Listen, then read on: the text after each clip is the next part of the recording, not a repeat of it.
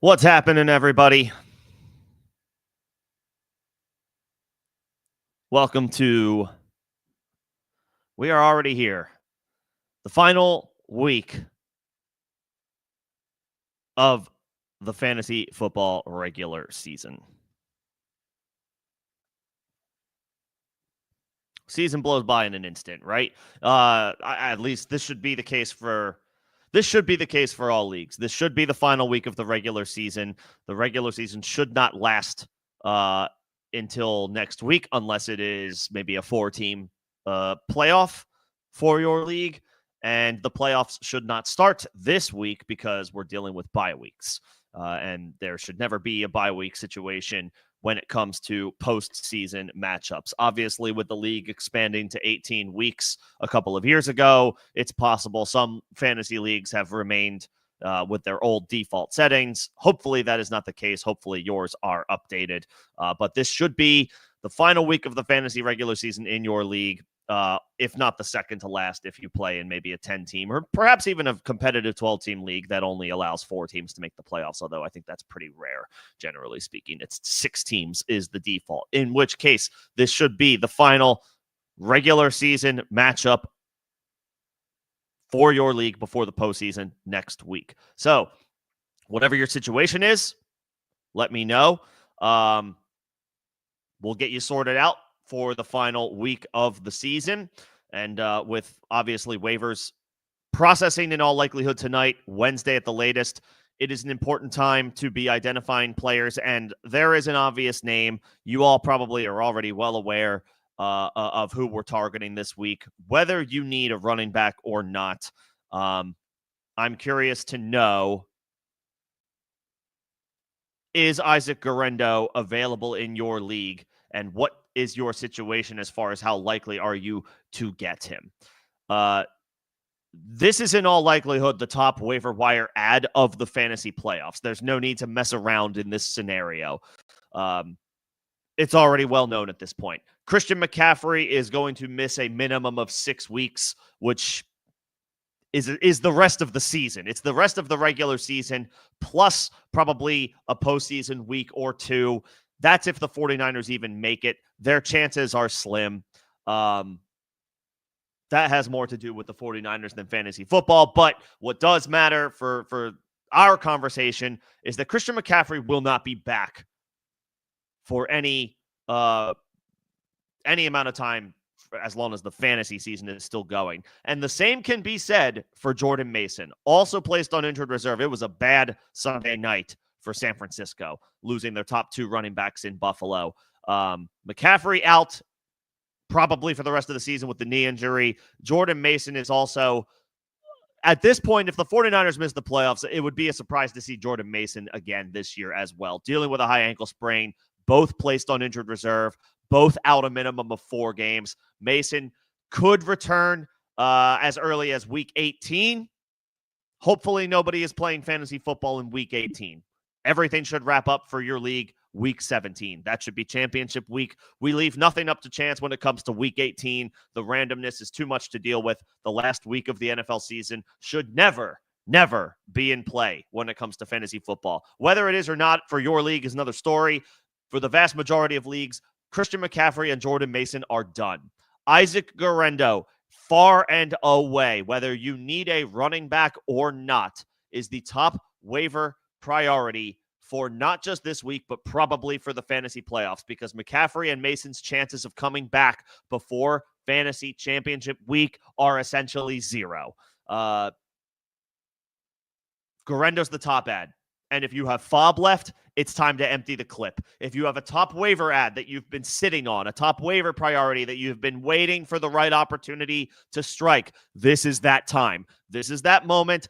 Isaac Guerrero is that player. We are doing whatever you have to do that is necessary or legitimately possible to get Isaac Guerrero on your roster for the fantasy playoffs. Whoever the last guy is on your team, he probably no longer is more valuable than Isaac Guerrero. Guerrero is more valuable than the last guy on your bench, whoever that may be. Empty the clip. I don't care if you need a running back or not. I don't care if there's like an interesting wide receiver 4 or RB5 that you've been stashing that you like. In all likelihood, they are no longer more valuable than Isaac Guerrero. Do what you must to get him. Other waiver wire options this week, and if you need wide receivers, Adam Thielen, Jerry Jeudy, Nick Westbrook-Akine, Xavier Leggett, all of these guys are viable. I'll even throw Elijah Moore in there. He had a nice night last night. I think he had like 6 or 7 catches for something around 90 yards. And as long as Jameis Winston is throwing the football, pretty much all of the Browns wide receivers are viable. Jeudy being the biggest beneficiary. We'll, of course, see how things shake out if and when Cedric Tillman comes back. He missed this past week with a concussion. But all of the Browns wide receivers are viable if you need a wide receiver. That being said, I would prioritize Isaac Guerrero over all of them, even if you don't need a running back, because he is in all likelihood going to be the starter for San Francisco for the rest of the season, and they might as well get an extended look at him because the 49ers are pretty close to just calling it a 2024 and entering evaluation mode. Their playoff chances are razor thin. They are banged up on both sides of the ball in a bad way. Their chances to make the postseason are not looking good. They might as well start looking at some of the young guys that they have for 2025, and it starts with Isaac Guerrero. That's pretty much it.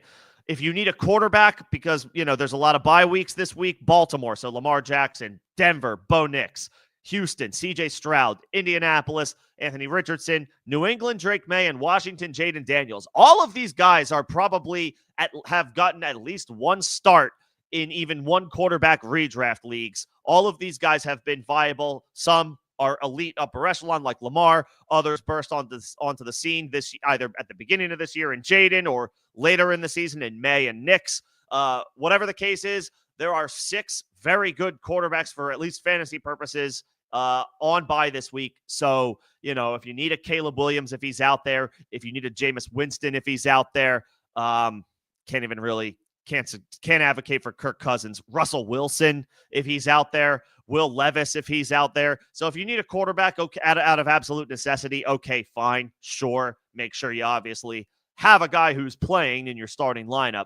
But again, there is no greater priority than Isaac Guerrero. Whatever fob you have left, whatever top waiver priority you've been waiting on, you've been sitting on, now's the time to use it. So we can get into any specific waiver questions that you may have. Otherwise, I can start taking questions. As always, I will get to members first. That is a perk of being a member of the channel, getting questions answered and comments responded to in an orderly fashion, in a priority order, I should say. If you are feeling generous enough to send a super, you do not have to, but if you are feeling generous enough, that would also be a line jumper, and the support of the channel is much, much appreciated. If you do neither of those things, that is perfectly fine. I only ask for some patience as I work through members and supers first before I get to every other question. Whether you are a member, whether you send a super, whether you do neither of those things, whether you are just here just to hang out, regardless of whatever, whether it's a member or not, I only ask that you consider liking the stream. That helps me out for algorithm purposes.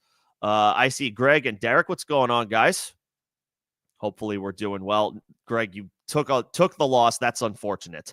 That's a tough close loss. Couldn't have advocated for Deebo over Keenan, but at this point, I think it's fair to say Deebo Samuel needs to be on the bench moving forward. He has been probably one of the biggest disappointments in fantasy this year. Generally, anybody not named George Kittle on the San Francisco 49ers has been a colossal disappointment for fantasy. McCaffrey, obviously not the number one overall pick. Deebo was not worth a second-round pick in redraft leagues, and Brandon Ayuk was not worth a third-round pick in redraft leagues either. Now, of course, we didn't know Ayuk was going to miss most of the season due to injury, nor did we didn't know that about McCaffrey either. Hell, going into the season, we didn't know that he would miss as much time as he has and be ineffective in the few games that he did play. And then Deebo has just been a colossal bust. I mean, he's been out there. He has missed a couple of games here and there, but he has not lived up to the billing. San Francisco players outside of George Kittle and now Guerrero can comfortably left on the bench. So Deebo Samuel, leave him on the bench. George Kittle, you're playing. Jawan Jennings has stepped up, but it hasn't been enough for their offense. Yeah, there's no way I'm playing Debo this week. So sorry about the loss. As far as Isaac, let's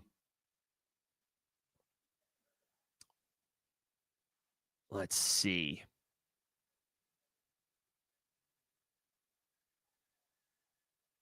Isaac over Rico.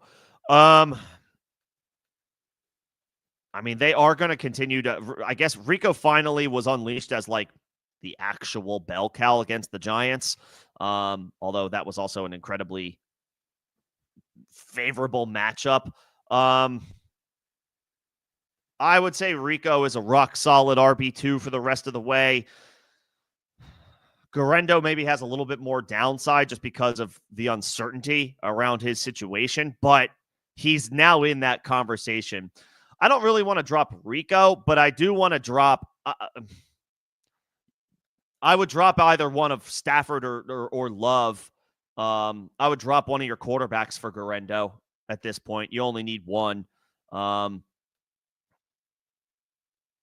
And the matchups are actually pretty good for Guerendo now that I'm looking at it. Against the home against the Bears this week, tougher matchup, but at home he should be fine. Home against the Rams, good matchup. Home against on the road against the Dolphins, good matchup. Home against Detroit, that's a tougher matchup, but at least it's a home game. He's a plug and play at least for the next. I would say for at least the next 2 games, Guerendo is a plug and play. I don't want to drop Rico, but I would want to drop one of your quarterbacks and maybe even one of your wide receivers.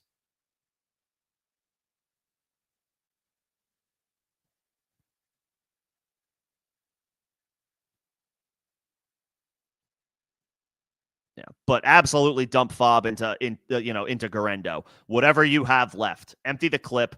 Whether you need a running back or not, identify at the end of the day, identify who you think is the least valuable player on your team right now, whether it's a QB2 or a wide receiver 4, a guy that you're just looking at like, I'm probably not going to play this dude in the fantasy playoffs. Like, there's just not any likelihood or very little likelihood. If you can say that about somebody on your bench, that player is droppable for Guerendo. Whoever it may be. That goes for anybody. You can pick up Russ. Who do the Packers play this week? Oh, it's a short week against the Lions. I don't love that. The matchup is perfectly good because the Lions secondary is beatable. And I guess it's technically not a short week for the Packers or the Lions because they both played on Thanksgiving. So I don't dislike the road team on Thursday Night Football as much as I normally do this week. I would probably just play Love. I would probably just play Love. Russ has Cleveland this week, and that could be a little bit tougher. I would just play Love, and I would spend my money on Isaac. That's what I would do, Greg. What's going on, Dynasty Football Geek? Good to see you, man. Yeah, I would plan to play Love on Thursday night, Greg, and you can drop other quarterbacks for Isaac. Derek, congrats on locking up playoff spots. That's a hell of an accomplishment to do it in all 3 leagues. Nicely done. We will be, I'm sure, talking shop over the coming weeks. Sort out those matchups. Let's see. Sam Darnold or Jameis in Dynasty Superflex. Is this for the rest of the season? Or is this for like moving forward in general? Neither one of them figures to have, a long-term hold on their job. Maybe Winston does if the Browns move on from Deshaun Watson in the offseason somehow, some way, even though, it's well documented his enormous dead cap hit this year or this coming offseason anyway. Darnold figures to give way to J.J. McCarthy next year, assuming McCarthy is healthy, unless the Vikings win the Super Bowl. And that's not a knock on Darnold. He's played well this year. But they drafted McCarthy 10th overall for a reason. They're gonna play him when he's ready. At least you would expect that to be the case. I would say for the rest of this season, and I guess beyond, I guess my answer is Darnold, because one, I don't think he's getting benched for Daniel Jones this year. The Vikings are headed toward the playoffs rather comfortably.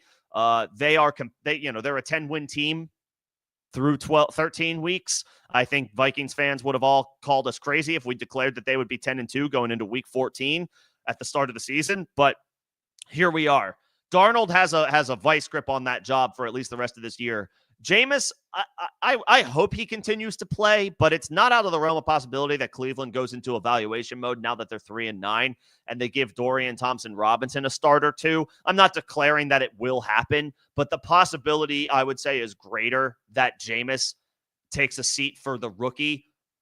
That's more likely than Darnold taking a seat for Daniel Jones, who only just got there last week. So I would say Darnold for the rest of this year, and I would probably say beyond, because while I don't think he is a starter for the Vikings next year, maybe they bring him back, and he serves that bridge role. Maybe they let him, play and for as long as he plays well until they go to McCarthy. And then maybe he gets another opportunity somewhere else in a similar situation as a bridge quarterback for a young quarterback. He's also younger than Jameis, I believe, by a couple of years. Darnold's 27, Jameis is 30. That's not ancient for a quarterback, but I would say Darnold. I would say Darnold for the rest of this year because I don't have any concerns about his job security. And in general, moving forward, I think Darnold has earned the right to keep playing, maybe not with the Vikings in 2025, but at least somewhere. He has a chance to be a starter, I would think.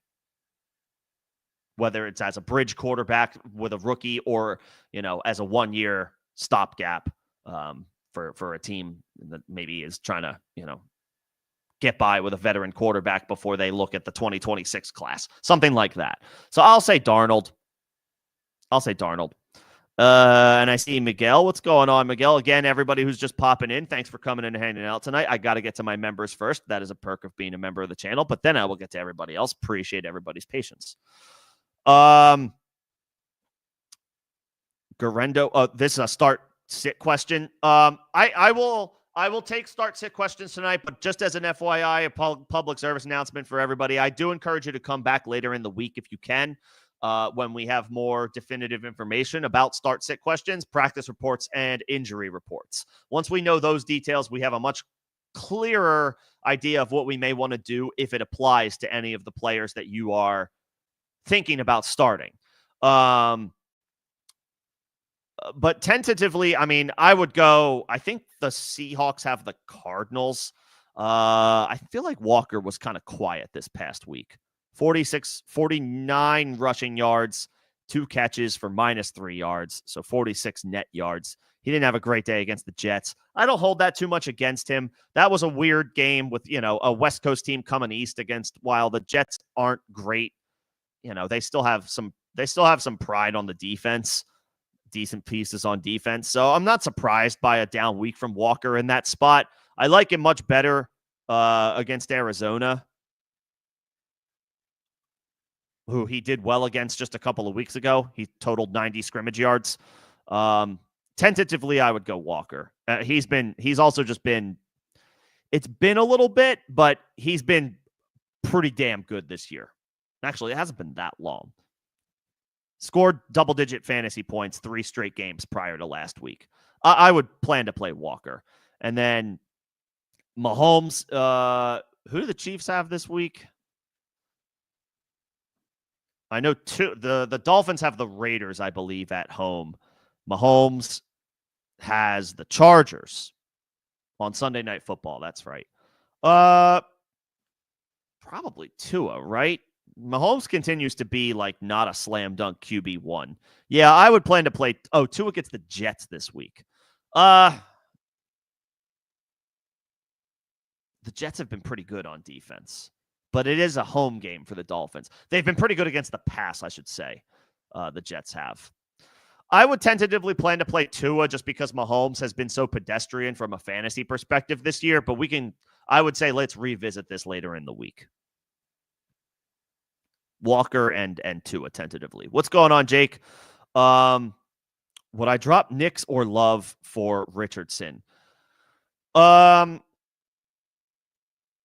First of all, both Richardson and Nix are on bye this week, so definitely don't drop Love. In fact, Love is probably the guy that you need to play this week on a short week on Thursday Night Football, because the Broncos are on bye and the Colts are on bye. Nix's playoff schedule is week 15 through 17, home against the Colts, on the road against the Chargers, on the road against the Bengals.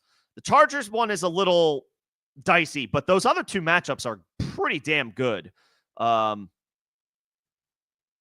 Against Indy and on the road against Cincinnati. Those are two pretty damn good matchups for Bo Nix. Richardson's playoff schedule is at Denver. I don't like that. Home against Tennessee. That one's okay. And then on the road against the Giants is excellent. And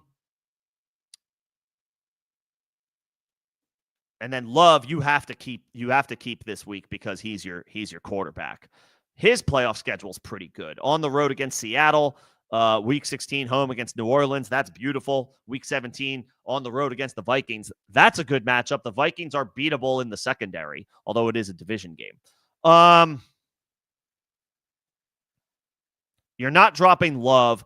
I don't think I would drop Nix because week 15, the first week of the playoffs, I'd rather play Nix against the Colts than Richardson against the Broncos. I know Jameis went nuclear last night. He had like 500 passing yards and 3 or 4 touchdowns. I don't know if Richardson is that far along in his development as a passer against a good defense. He has been making great strides recently and has looked a lot better the past few weeks, but that's a tough matchup on the road for Richardson, even though it is coming out of his bye week. It's the Broncos bye week as well, so it's kind of a neutralized situation. I would keep your quarterbacks. I am interested in adding Anthony Richardson. I don't know that I want to add 3 quarterbacks to my roster, though, and you can't drop Love because he's the only guy that you can play of these 3 in week 14. Let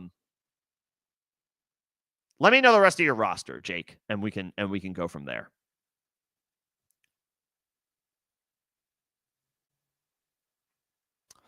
And as far as a kicker option for this week, Greg, I mean, Jake Elliott might be fine. The Eagles are playing the Carolina Panthers. They should handedly win that game, which means they're tacking on points in the second half and just in general tacking on points in a game that they should handle.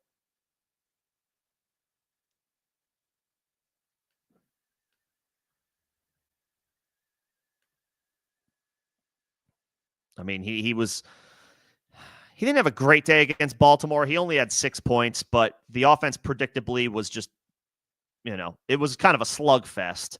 But 13 points week 12, only 11 points only 5 points week 11, but that was a division game.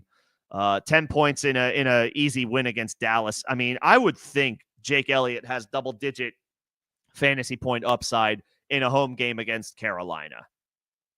A game that the Eagles should handle their business with some ease, you would think. I would say Elliott tentatively is where I would go. That's tentatively where I would go. Okay. I don't think I have any other member questions for now, but if any members do have any other follow-up questions, I will make sure to grab them. Okay. You need to drop, or you can drop Downs, Myers, or Brooks. You could drop Brooks. You can drop Brooks. He did get more involved this past week, and that was cool.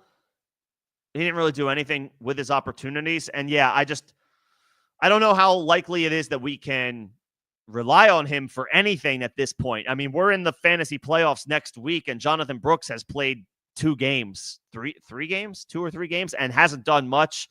He's getting his feet wet, right? He's getting his sea legs under him, but like, we don't have time to wait around at this point and see if Jonathan Brooks is going to develop. Downs has been very good. Myers has been a borderline wide receiver 1, so there's no way you're dropping those guys. Brooks can be dropped for Richardson. That's fine. That's fine. If your running back depth is stout, Jake, then I'm okay with that. And we just don't know if we can rely on Jonathan Brooks, or will have an opportunity to rely on Jonathan Brooks at any time in 2024. Okay. Back up to the top. Let's kick things off. Do you drop Brian Thomas and Ridley for Thielen and Judy? I would drop Brian. I don't want to drop Brian Thomas, but I would drop Judy for Brian Thomas. I mean, Trevor Lawrence is not going to play this week. He's still in concussion protocol. I can't imagine he clears that in time. That was a pretty vicious looking hit. So he's probably not going to play this week. It's possible that Jacksonville just doesn't even roll him out there again this year.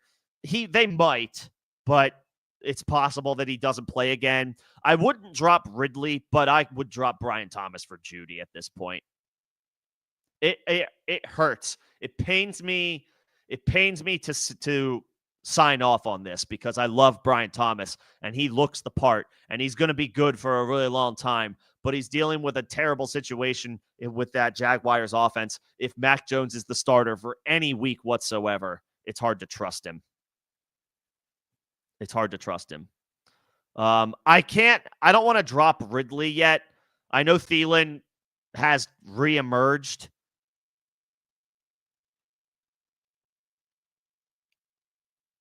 I would prioritize Judy ahead of him, I think.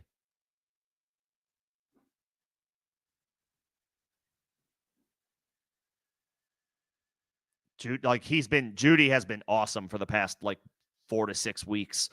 I would drop Brian Thomas with no Trevor Lawrence and pick up Judy, but I would keep Ridley. As much as Thielen is an intriguing ad, I can't drop Ridley for him, but I can drop Brian Thomas for Judy, given that Trevor Lawrence is down for the count. And Jake, you have Bijan, Achane, Cook, and Rico. Brooks can be dropped for Anthony Richardson. That's fine. That's fine. With Goddard out, is Calcaterra worth a start? Probably not. Probably not. He had a nice game again. What did Goddard missed weeks 6, 7, and 8, I think. Calcaterra had a couple of nice games. 4 catches for 67 yards against Cleveland. 3 catches for 58 yards against Cincinnati, week 8.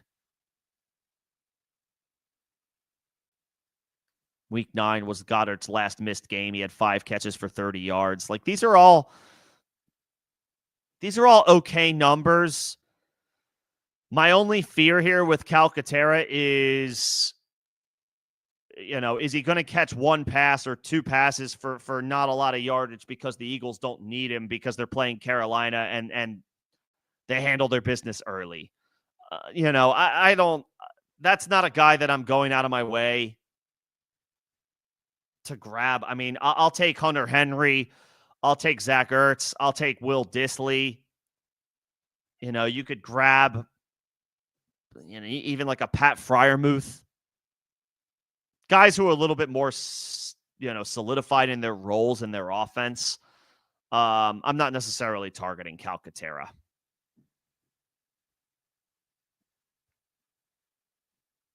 Ertz, Henry, Dissly, if he's still out there, Freiermuth, Cole Kmet even. The Bears offense has been playing pretty good past couple of weeks, so he's a little bit more viable again. Any one of those guys I would probably take over Calcaterra.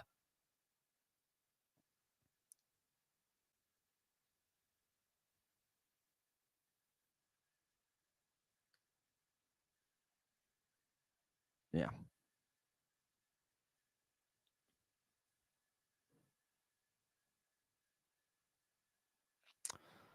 Let's see. My top 3 defenses to play this week. Are we talking about just streams? Or overall? I would have to look at them. I would have to look at all of the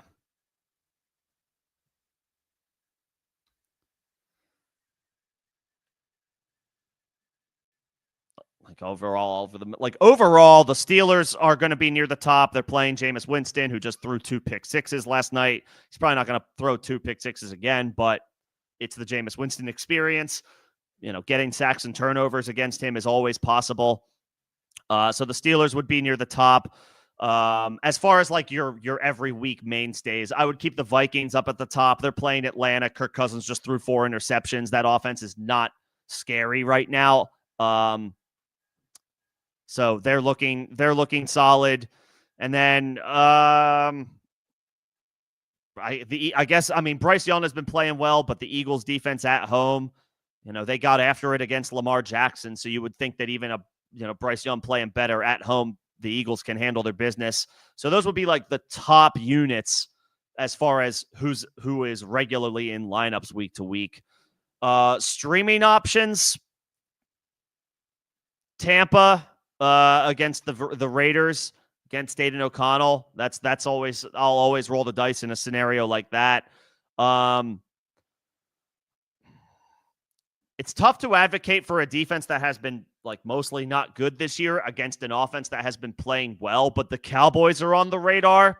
They're playing Cincinnati, and obviously your first thought might be like, I don't want to start a defense against Joe Burrow, but their offensive line is not playing well. The Bengals, you're able to get to Burrow if you have a good pass rush. And the Cowboys pass rush has been solid recently with Micah Parsons back from injury and Overshown, their rookie, really showing out and emerging as a playmaker for them. So Dallas is in play at home, even though it's against Joe Burrow. If you don't get dinged too badly for points scored against, then the Cowboys are a viable defensive stream. I'm not advocating for the New Orleans Saints just because they're playing the New York Giants. That's how bad the Saints defense is. Even I don't even want to play them against the Giants, although they probably have a chance to come through. That's just how bad the Giants are. So, the Steelers, the Vikings, the Eagles has like your regular top 3 guys like for the week, and then streaming options for the week, Tampa, Dallas. Let's see if I can give one more. I guess the Titans, right? If it's Mac Jones for Jacksonville, the Titans could be. They've got, they have a decent front. They have a decent defensive front, so they could be okay. Yeah. Tampa, Dallas, Tennessee, decent streaming options. They're decent streaming options for defenses this week. Let's see. And yes, Jordan Mason on injured reserve, so he can be dropped. Honestly, McCaffrey and Jordan Mason in redraft leagues can be dropped if you need, if you don't have an IR space. And honestly, even if you do, they're not coming back. So redraft leagues, McCaffrey and Mason can be dropped. As far as a tight end to play in full PPR, probably Disley. I know he disappointed this past week, but the Chiefs are a fantastic matchup for opposing tight ends. So, let's see how things progress over the course of the week and see if any of these guys' statuses change during practice, whether it's injury or otherwise. But I would probably plan to play Disley. I know he didn't do anything this past week, but it's a great matchup against Kansas City. And speaking of not doing anything, Kyle Pitts is the king of not doing anything. So I can hardly vouch for Kyle Pitts. So Disley, plan to play Disley.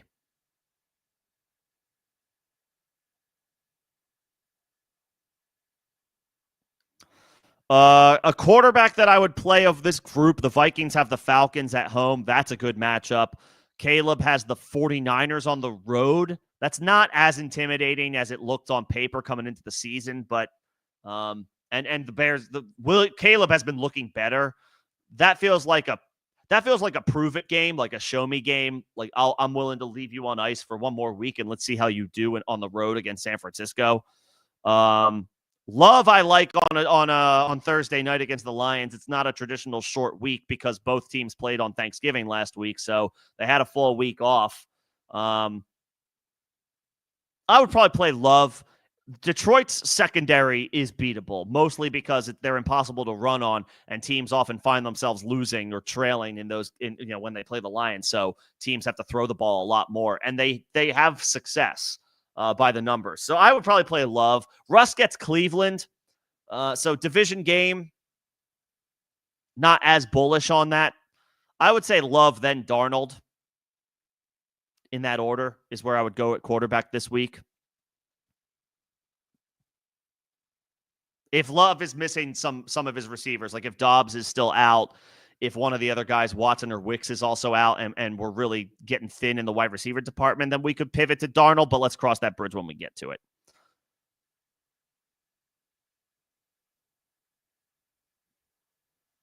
What's going on, MVM? Good to see you.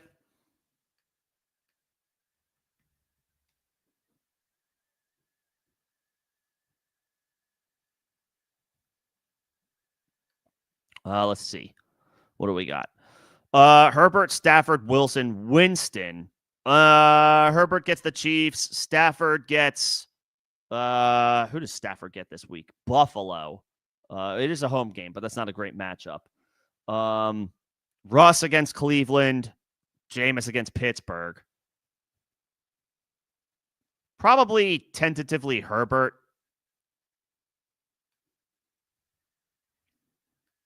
Tentatively Herbert. Like, he's playing. He didn't have a great game against Atlanta, which was a bit of a surprise. Turned into a bit of a defensive battle. But he had been playing quite well prior to that, Herbert. Like weeks 8 through 12, Herbert was putting up some pretty good numbers. 2 passing touchdowns in 4 of those 5 games. Ran for a score in the 2 games that he didn't have 2 touchdown throws. So, like, he's been coming through. It is on the road against Kansas City, so I don't know if I like that as much. But Stafford, tough matchup against Buffalo. Russ and Jameis, tough division matchup against each other. I probably would go Herbert. I would probably go Herbert. In the sit 3 conversation, I mean, you have to play Achane. I would say you have to play Achane, and you have to play Kyren Williams. I would say you have to play London. You have to play Evans.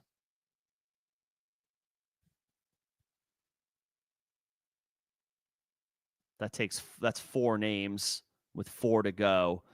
So it's for me, it's like one of either JSN, Rico, Tracy, or Jennings is the starter. I feel bad benching Jennings, but I feel like he's an odd man out here. Same with JSN. Again, I feel bad suggesting he should be sitting because he's been playing really well as well.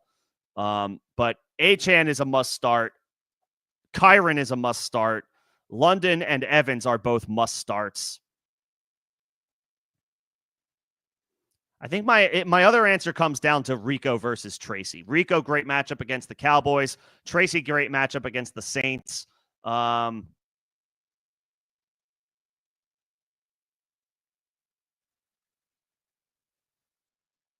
Saints are a little bit more. They've been a little worse against the run recently than Cincinnati has. Tentatively Rico, I guess I would play, and then I would sit Jennings, JSN, and Tracy. It's an excellent combination of options you have there. It's a good problem to have.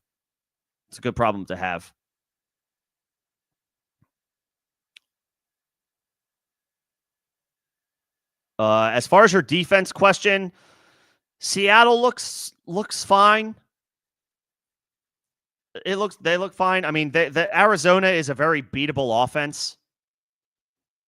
And they played Arizona a couple of weeks ago, and they handled their business. They got 5 sacks. They got a pick 6. This was also a home game for Seattle, and the pick 6 is not likely to replicate itself. But Seattle's defense has been they've been sneaky, and this is a good matchup against Arizona by the numbers. Yeah, Seattle. I don't trust the Saints, even though they're playing the Giants. I know the Giants are awful, but the Saints defense is also awful. And then the Dolphins, I mean, they could be okay, but, you know, Rodgers, Hall, Wilson, and Adams is still talented enough to score enough points to make it difficult to trust an opposing defense going against them that isn't like an automatic shutdown unit. I'll say Seattle here.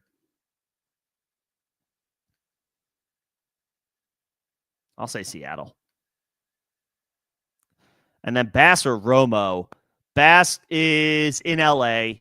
Romo is home against the Falcons. I actually like both of them quite a bit in their spots. Bass didn't have a huge game, but it was a snow game, so we don't really hold that too much against him. Both are playing in good environments. One game is in the Dome. Another game is in LA. Shouldn't be any issues there.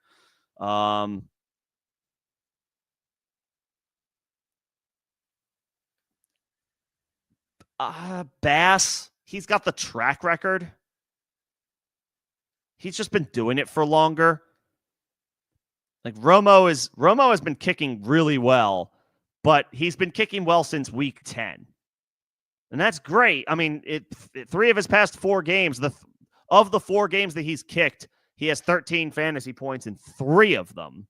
So that's awesome. But like, there's just not much of a track record here, whereas with Bass, there is a little bit more of a track record. So I think my answer is Bass.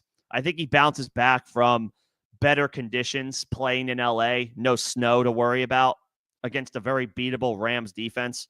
I would say Bass. I would say Bass.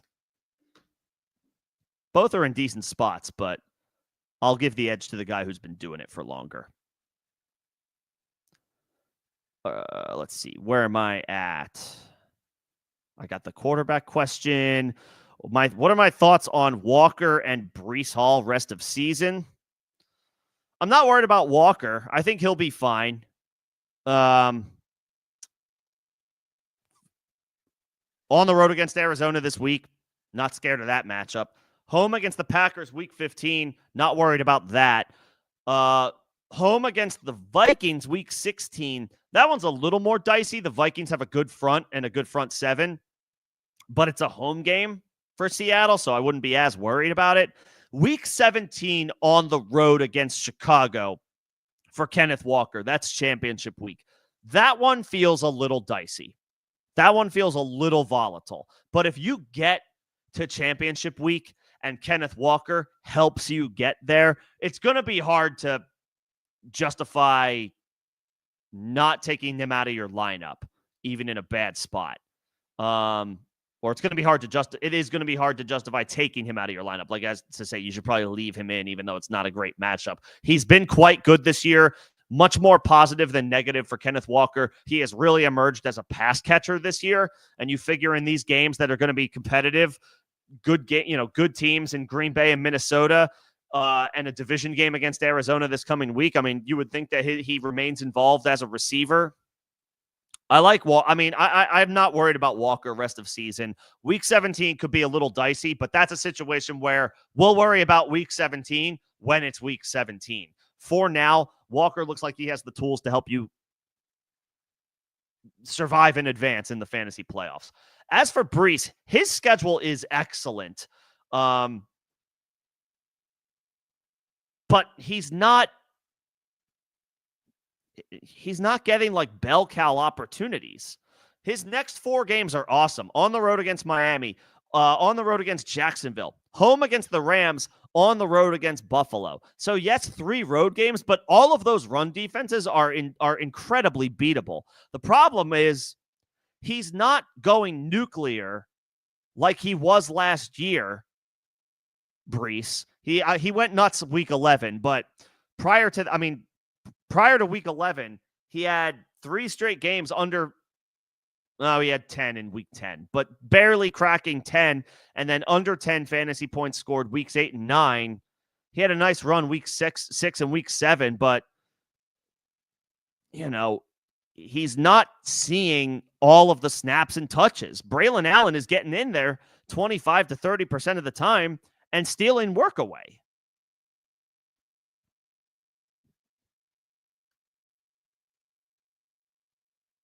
So if I have Brees, I'm riding with him. And this is not an or question. This is an and question. So I think you're just asking for my general thoughts and not like who would I rather have. So I'll just say if I have Brees Hall, he's not coming out of my lineup, especially in these good matchups. But he doesn't feel like the automatic slam dunk that he became last year, even in an abysmal offense. So I'm playing him, but I'm playing him with some I'm definitely nervous. How much work is he going to get? How frequently is he going to come off the field for Braylon Allen? And also, is this knee injury that he was on the injury report for last week anything to be concerned about? Right now, we can't say that it is. He played 60% of the snaps this past week, but it amounted to 60 rushing yards, and he didn't have a catch. So that's 6 fantasy points in all scoring formats. That's not going to get it done from a guy that you drafted in the first round. So I'm playing him because I have to, but it feels volatile. So I guess I feel a little bit more comfortable about Walker, but I'm playing both.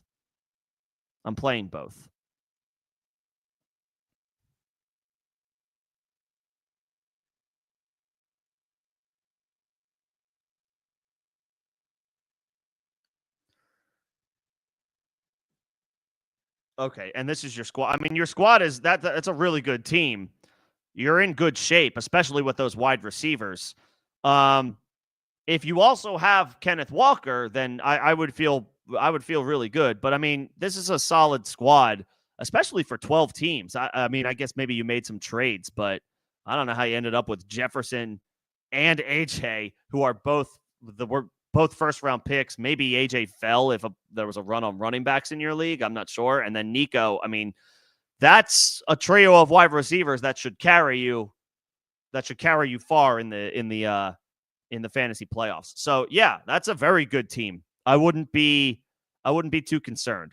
I guess the weak link is Evan Engram without Trevor Lawrence, but Mac Jones is still going to look for his checkdowns, and that's going to be Engram. So Engram should still be fine. It's Brian Thomas who I'm worried about as far as Jacksonville's pass catchers. That's a really good trio of receivers. You must either made some good trades or some of these wide receivers fell due to a run on running backs in your league, which I suppose is possible. But either way, good squad, has the makings of a championship team.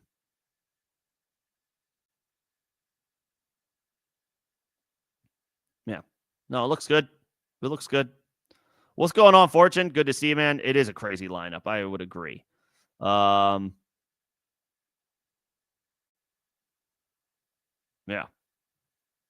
It's a good squad. I would feel confident about that if I were you. I would feel confident about your chances.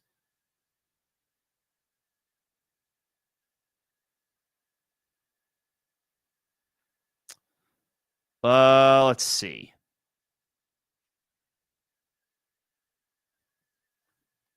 Just checking to see if we have any other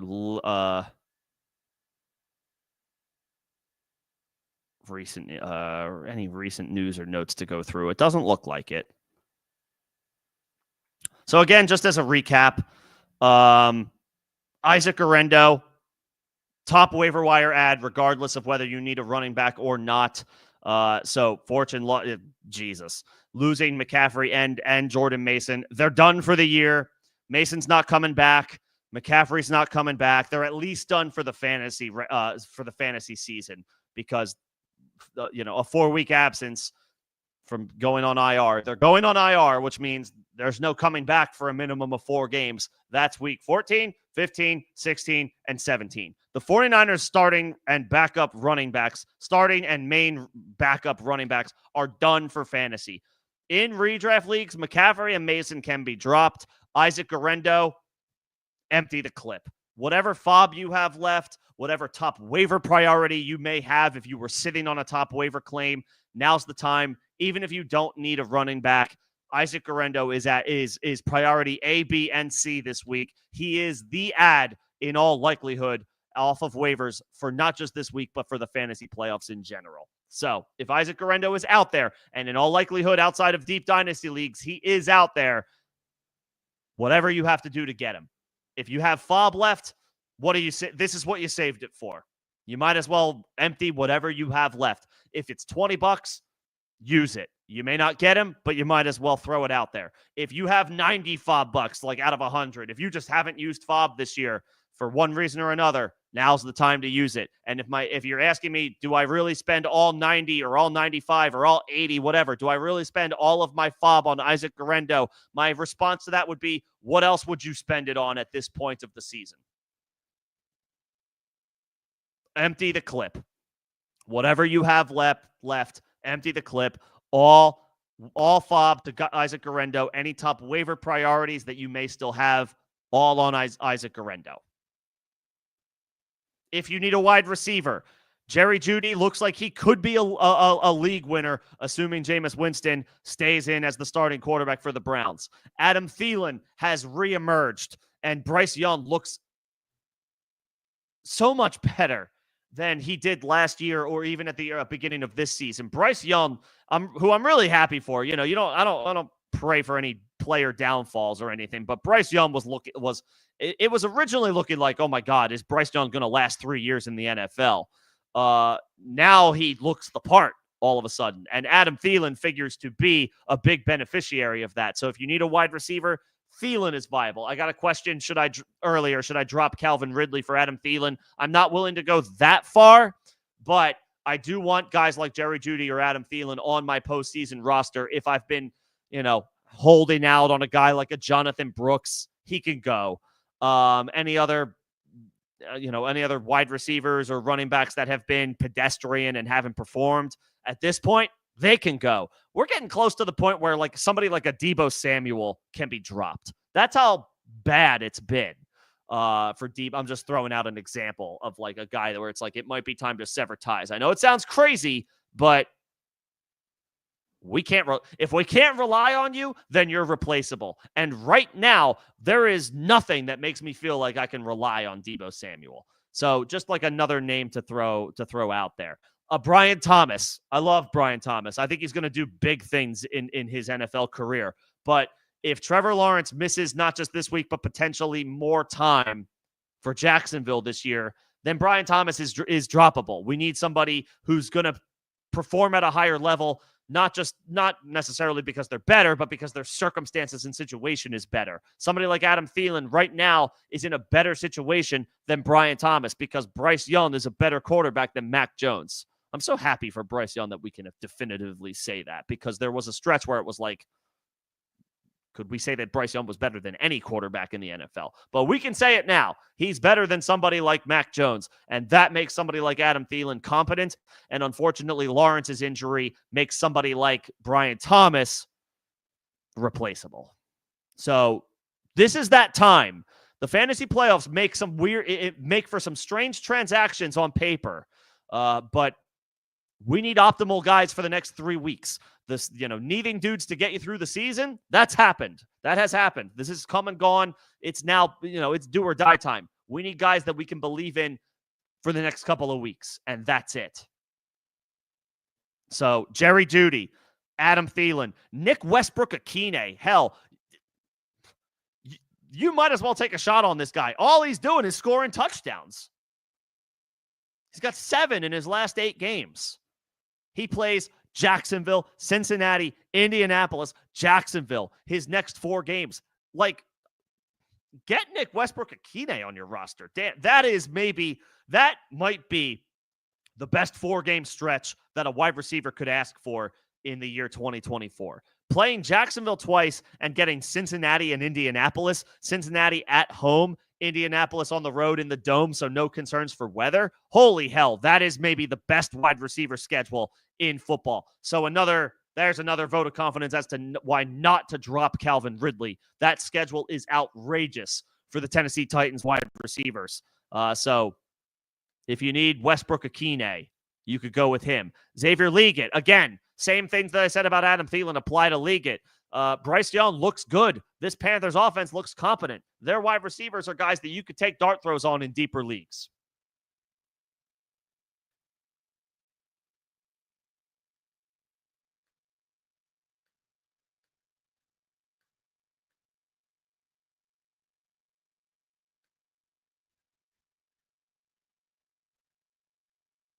And I'll throw Elijah Moore in there as well. He caught six or seven passes for 90 yards last night. If Cedric Tillman comes back, then maybe Moore isn't viable. But if you're in a deeper league, 14, 16 teams, and you're looking for some depth, some depth that has been good recently, and therefore feels like they are more likely to be helpful to you than someone who's been stashed on your bench for a few weeks and hasn't done anything. You could do worse. You could do worse than Elijah Moore.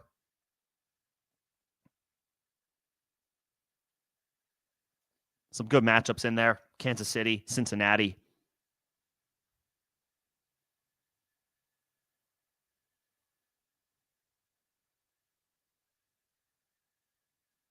At tight end, at quarterback and tight end, lots of guys on bye. Lamar Jackson and Mark Andrews for the Ravens. Bo Nix for the Broncos. They don't have a viable tight end. CJ Stroud, Dalton Schultz isn't viable. Sorry. Anthony Richardson, Drake May and Hunter Henry, Jaden Daniels and Zach Ertz. So those are some depth. Like streaming options that are not viable this week. Ertz and Hunter Henry. So they may not be viable if you need a tight end. A Pat Freiermuth. I would go back to the well with somebody like Will Dissly. I know he didn't do anything this past week, but he gets a great matchup against Kansas City. By the numbers, they give up a lot of points to opposing tight ends. Cole Kmet is viable if you're desperate for a tight end. If maybe you have Mark Andrews. Maybe you were streaming Hunter Henry or Zach Ertz, who are on bye this week. Freiermuth, Cole Kmet, Will Dissly, all of these guys are decent. Kmet viable. The Bears have been looking good on offense the past few weeks. Freiermuth, this offense, the passing attack is elevated with Russell Wilson. And then Dissly, I know he didn't do anything this past week, but I love the matchup against Kansas City. So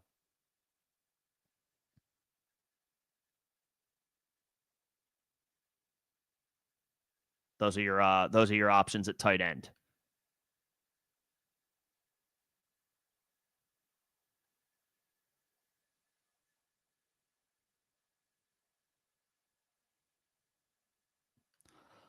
No, Greg, do not chase that matchup. I don't want to play the New Orleans Saints defense just because they're playing the New York Giants. The Giants are a target for the rest of the season for opposing defenses, but not when the defenses are bad. New Orleans defense is not good, and they're on the road. I do not trust them. Yes, they could make a play here and there. The Giants offense is abysmal. Again, one that you do want to target, but not with a bad defense. New Orleans does not have a good defense. Yeah, I would just rock with Pittsburgh. And if you want to drop Houston, actually, you should drop Houston because they're on bye this week. Just rock with Pittsburgh rest of season. That's fine with me. Although they do get Philly week 15 on the road. So I may look to pivot off of that.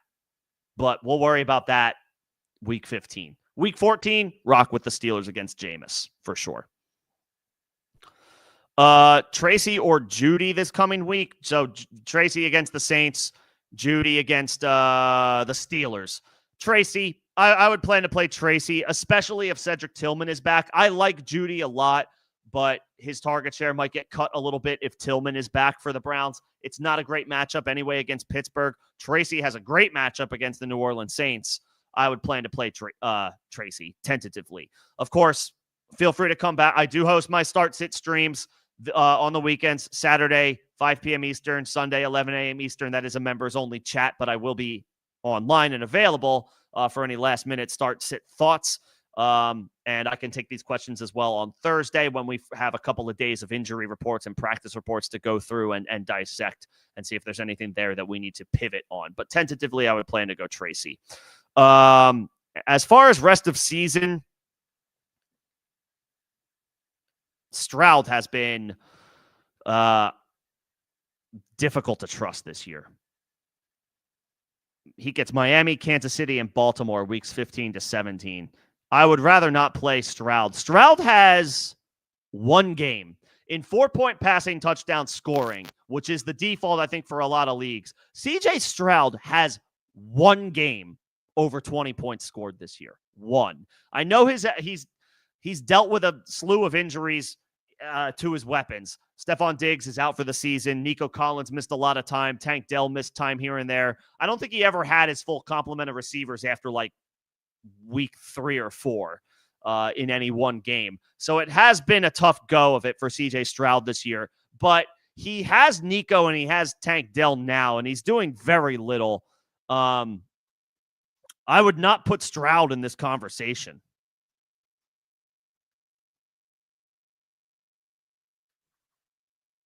I wouldn't. Darnold, I know they play the Packers week 17, and I believe that's a home game, so that's not too bad. Darnold gets the Bears at home, the Seahawks on the road. I would say Darnold. Rest of season. Stroud has not been, he hasn't been good this year for fantasy purposes. And Jameis, I love Jameis. Jameis is awesome. At this point, I don't know if there's anybody I know who dislikes Jameis Winston, but he's erratic, right? We know what the Jameis Winston experience is. He might throw for 300 yards and 3 touchdowns, but he's going to throw 3 picks as well, and he could always toss in a fumble or 2. He's a little erratic with the football. And the Browns are essentially in evaluation mode. They're 3-9. They're not making the playoffs. It wouldn't be crazy. I'm not calling for this to happen because I feel like it should, but I'm just saying that it might happen. They could just give a look to Dorian Thompson-Robinson to end the season and see if they have anything with their young quarterback. Because while we all love Jameis, he's not a franchise savior at this point of his career.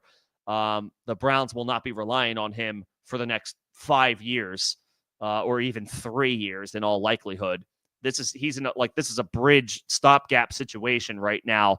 I wouldn't be surprised for the Browns to go into evaluation mode and give DTR a look or two, maybe weeks 17 and 18, or just to end the season in general once Cleveland is officially eliminated from the playoff race. And that's coming in the next week or 2.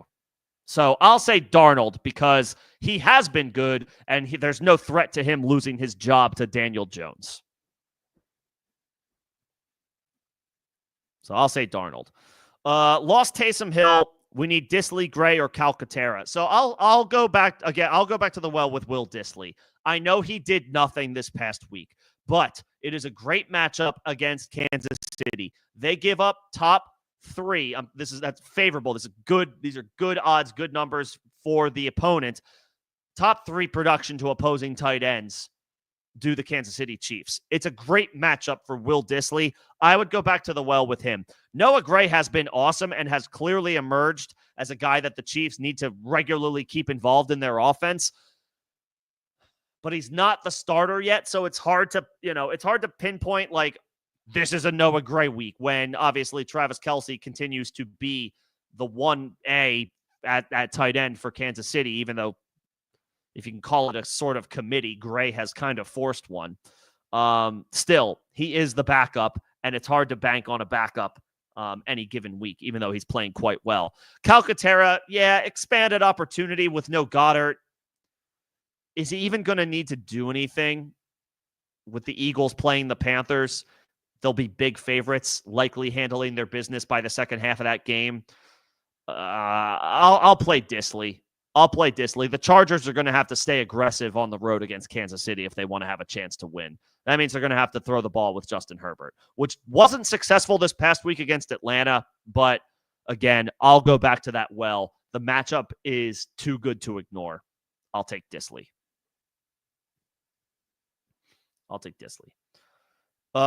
Is Cooks a sneaky start? I mean, I'm not trying to be rude or facetious. Like in a 14 or 16 team league, yeah, sure, maybe.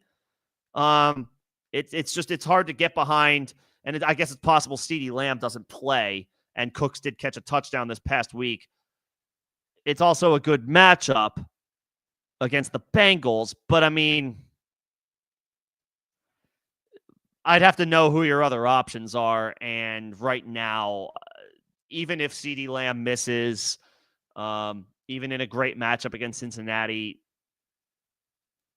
he's not cracking in 10 and 12 team leagues. I can't imagine you don't have 3 receivers better, two or 3 receivers better than Brandon Cooks at this point.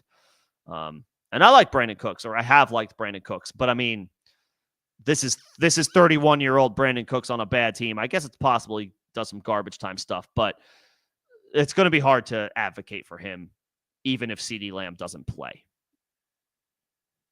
And then as far as Herbert or Goff, Goff gets the Packers at home, division game. Herbert gets the Chiefs on the road, division game.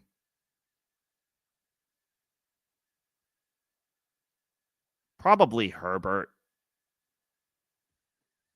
The problem with Goff is the Lions are so dominant at so many spots, at so many positions on their team that Goff doesn't really need to do all that much. He tossed 2 touchdowns on Thanksgiving, but it amounted to less than 17 fantasy points scored. That is a number from your starting quarterback that leaves you wanting more. You wish you got more than 17 points out of your starting quarterback. We want to get over 20. And honestly, closer to 25 is most ideal. We want to be in that 20 to 25 range. 16.9 points or whatever it is, that leaves you wanting more. You wish you were getting more from your quarterback. I mean, yeah, he went nuclear against the Jacksonville Jaguars a couple weeks ago, and that was awesome, but that was sandwiched around other games where he didn't do all that much. Herbert's going to have to do everything on the road against Kansas City. They're going to have to throw the ball a lot. He had a down week this past week, but he has been so much more consistently solid than Goff. The answer has to be Herbert. It has to be Herbert. His floor is higher. I don't know if his ceiling is higher, but Goff's ceiling hasn't been that high. Herbert is safe. Herbert is safe.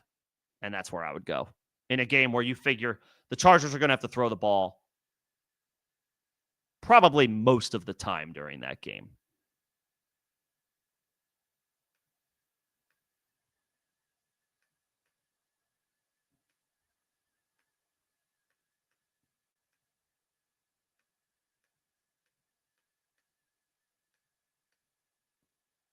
So, yeah, I'll say Herbert. What's going on, Nino? That's a late trade deadline. I just got done talking about the easiest, what looks on paper to be the easiest playoff schedule for wide receivers remaining is Tennessee. So I know it's volatile. I know it's risky, but if you still have an active trade deadline, I mean, I would check in on Calvin Ridley. And if Nick Westbrook-Akine is out there, I would grab him. You were offered London, Downs, and Tua for Brian Robinson, Debo, and Tillman.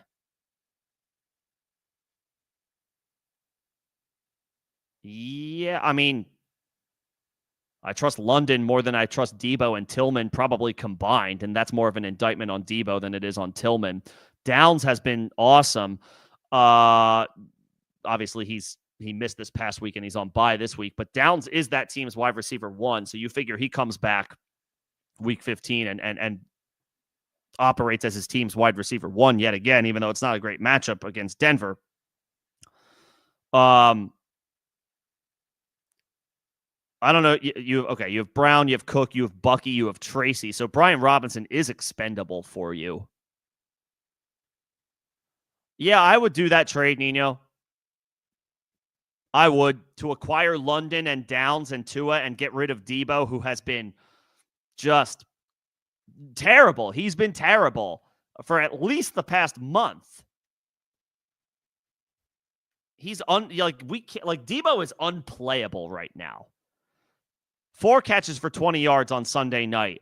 1 catch for 21 yards week 12. 4 catches for 22 yards week 11. 5 catches for 62 yards week 10. That's not good enough. 4 catches for 71 yards week 8. They had a week 9 bye. That's not good enough. Week 7 was, I think, his flu game, so to speak, or his pneumonia game. He played 6 snaps and then was out for the rest of the game. He has not had a good fantasy week since week 6, which was a Thursday night game against Seattle. He only caught 3 passes. He was able to turn it into 100 yards in a score. And then the 2 weeks prior to that, 1 catch for 11 and 3 catches for 58. Debo has been bad this year. He has been terrible. If you can move off of him for somebody like London and Downs, I know there's other pieces in here, but yes, the answer is yes. I would take that trade and I would run. I don't know why your trade partner wants Debo. I want nothing to do with Debo. But if you can get off of him and get London and 100%, 100%, 100%, I would do that trade.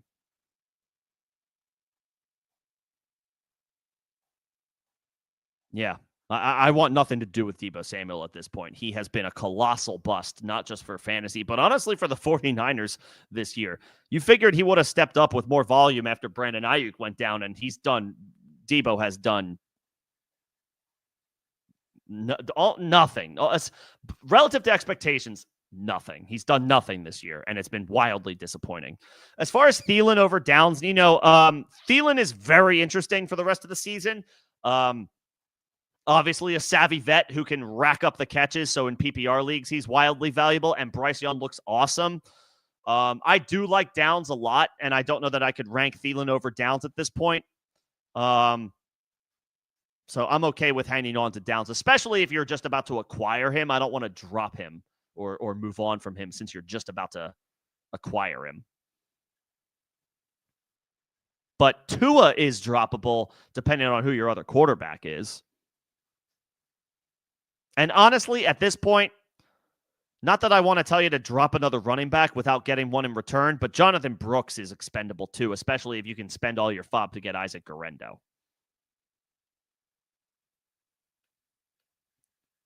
Yeah, if Isaac Guerendo is out there, which he probably is, spend all the FOB. Even if you don't expect to get him because there's other people in your league that have more FOB than you, do it anyway. Make them spend their FOB. Make sure they're paying attention.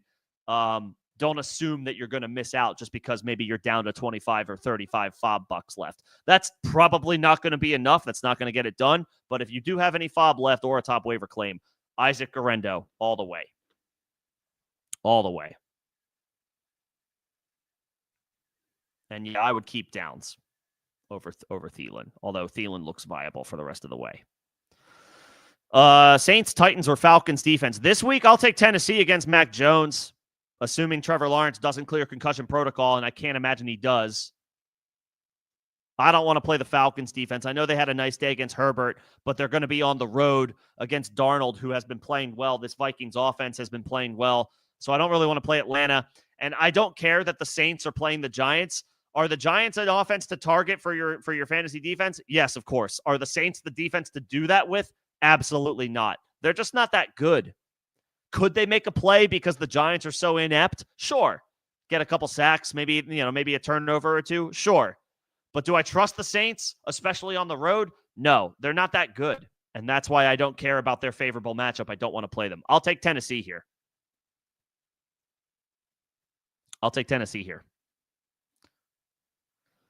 Russ or Cousins? Ugh. Is it it's Atlanta, Minnesota this week, right? Does that mean it's a revenge game for Kirk Cousins? That's interesting. I'm only just realizing that. It is a revenge game for Kirk Cousins. And it's a beatable matchup by the numbers. The Vikings can be had through the air. The problem is Kirk Cousins threw 4 interceptions last week, although the Chargers have a pretty good defense, so maybe that isn't totally surprising. I would probably say Cousins in a revenge game against Minnesota. Russ has been cooking. It is a tougher matchup, though, a division opponent against Cleveland. It's possible he doesn't do as well. So I'll say Cousins, actually, in a bounce-back spot, revenge game against Minnesota, where he spent 4 years of his career. Probably wants to have his performance back against the Chargers. Maybe he takes it out on the Vikings this week. I'll say Cousins in a revenge game going back to Minnesota against a beatable secondary. Yeah, I'll say Cousins. We are at the end of the chat. So if anybody needs anything else in these next couple of minutes, let me know, or I will start the shutdown process here. One final time, if you have any FOB left, if you have a top waiver claim or waiver, if you're high up in the waiver priority order, whatever it is that your league utilizes for waivers, spend it all, spend everything, whatever you have left, empty the tank, empty the clip on Isaac Guerendo. All your FOB, What if my answer is 100% of your FOB, whatever's left, top waiver priority, use it. And let's get Isaac Guerrero. This is going to be, in all likelihood, the waiver pickup of the fantasy playoffs. I'm not confirming that Isaac Guerrero will give you RB1 numbers these next 4 weeks, but he's going to, in all likelihood, get RB1 work. And that could turn out to be RB2 numbers at worst in a San Francisco offense that still has solid pieces in it, in Brock Purdy and a good play caller in Kyle Shanahan. So Guerrero has looked good with the opportunities that he has received this year. So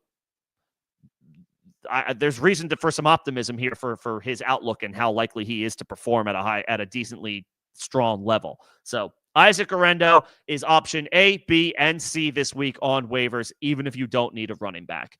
Jerry Jeudy, Adam Thielen.